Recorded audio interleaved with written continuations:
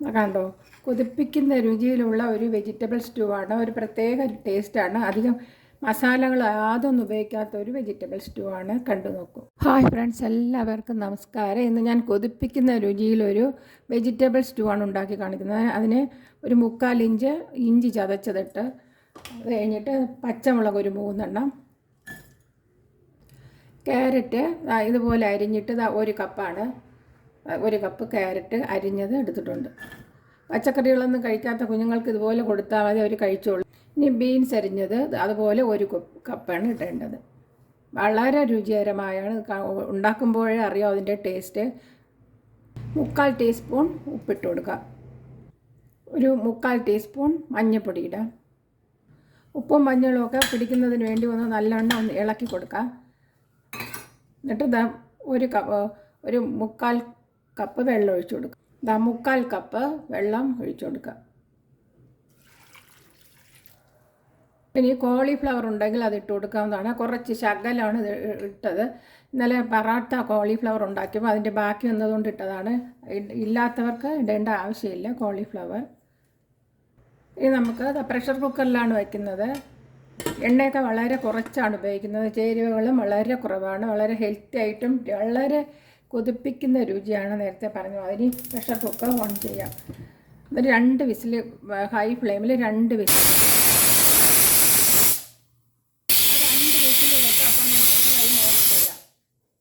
2 whistle കേട്ടപ്പോൾ flame off ചെയ്തു. 1 cup തേങ്ങ എടുത്തിട്ട് നമുക്ക് തേങ്ങാപ്പാൽ എടുത്തിട്ട് വരാം. കുക്കർ നല്ലവണ്ണം തണുക്കുമ്പം തുറന്ന് നോക്കാം. ഒരു 10 മിനിറ്റ് എടുത്തിട്ടുണ്ട്. നല്ല വെന്തിട്ടുണ്ട്. നല്ലവണ്ണം ഉണ്ടോ, നല്ല വെന്ത് ഇതിൻ്റെ ഫ്ലേവറൊക്കെ ഇറങ്ങി വരുന്നതാണ് ഇങ്ങനെ വേവിച്ച. വെന്ത് നല്ലവണ്ണം ഒന്ന് ഉടയ്ക്കാം നമുക്ക്. അപ്പോൾ അതിൻ്റെ കുഞ്ഞുങ്ങൾക്കും എല്ലാം പേർക്കും കഴിക്കാവുന്നതാണ്. എടുത്ത് കഴിക്കണമെന്ന് ബുദ്ധിമുട്ടുള്ളവർക്ക് അത് മാത്രമല്ല നല്ല രുചിയായിരിക്കും.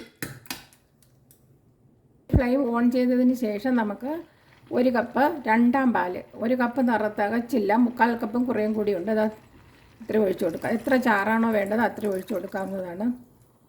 ഇതിലേക്ക് ഒരു 1/2 ടീസ്പൂൺ ഉപ്പിടാം. എന്നിട്ട് വെട്ടി തിളക്കട്ടെ. നല്ല ഹൈ ഫ്ലെയിമിൽ തന്നെ വെച്ച് നമുക്ക് വെട്ടി തിളപ്പിക്കാം. നല്ലവണ്ണം വെട്ടി തിളച്ചിട്ടുണ്ട്. ഒരു 3 മിനിറ്റ് നല്ലവണ്ണം ഇങ്ങനെ വെട്ടി തിളക്കണം. ഇപ്പോൾ തന്നെ നല്ല ടേസ്റ്റാണ് കഴിക്കാൻ. ഇനി നമുക്ക് 1-ാം പാൽ ഒരു 3/4 കപ്പ് എടുക്കാം. അതും കൂടി ഒഴിച്ചു കൊടുക്കാം. 1-ാം പാലാണിത്. ചാറോട് കൂടിയതാണ്. ചപ്പാത്തിക്കും ഇനിയും നമുക്ക് ടേസ്റ്റ് കൂടാൻ വേണ്ടിയുള്ളൊരു സാധനം കൂടി ചേർക്കേണ്ടതായിട്ടുണ്ട്. അതും കണ്ടു നോക്കണം. 1-ാം പാലൊഴിച്ച് നല്ല തിള വന്നിട്ടുണ്ട്. അപ്പോൾ ഒന്ന് നല്ലവണ്ണം ഒന്ന് ഇങ്ങനെ ഇളക്കി കൊടുക്കാം നമുക്ക്.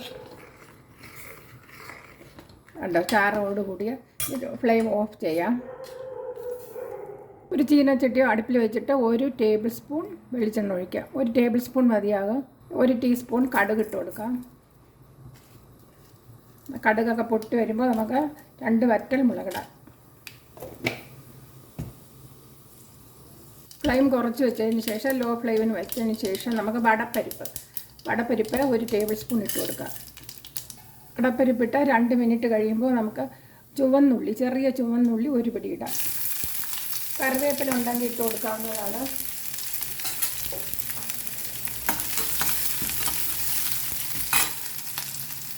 ചെറുതായിട്ടൊന്ന് ചുമന്ന് തുടങ്ങിയിട്ടുണ്ട്. അപ്പോൾ നമുക്ക് ഫ്ലെയിം ഓഫ്. എന്നിട്ട് നമുക്ക് ഇതിലോട്ട് ഒഴിച്ചു കൊടുക്കാം. ഇതിലോട്ട് ഒഴിക്കാം. ഉണ്ടോ, അടിപൊളി കറിയാണ് വെജിറ്റബിൾ സ്റ്റൂ. ഇതേപോലെ ഉണ്ടാക്കും. വേറെ മസാലകളൊന്നും ഇട്ടിട്ടില്ല. വളരെ സിമ്പിളായിട്ട് ഉണ്ടാക്കിയതാണ്. എങ്കിൽ വളരെ കൊതിപ്പിക്കുന്ന രുചിയിലാണ്. ഇതുപോലെ നിങ്ങൾ ഉണ്ടാക്കി നോക്കുക. ഇനി അടുത്തൊരു വീഡിയോയുമായി വരാം. കണ്ടോ, നല്ല ടേസ്റ്റുള്ള പെട്ടെന്ന് തന്നെ ഉണ്ടാക്കാവുന്നതാണ്. എല്ലാ പേരും എൻ്റെ ഈ ചാനൽ കണ്ടിട്ട് കമൻറ്റ് ചെയ്യുക, ലൈക്ക് ചെയ്യുക. പ്ലീസ് സബ്സ്ക്രൈബ് ചെയ്യാത്തവർ സബ്സ്ക്രൈബ് ചെയ്യുക.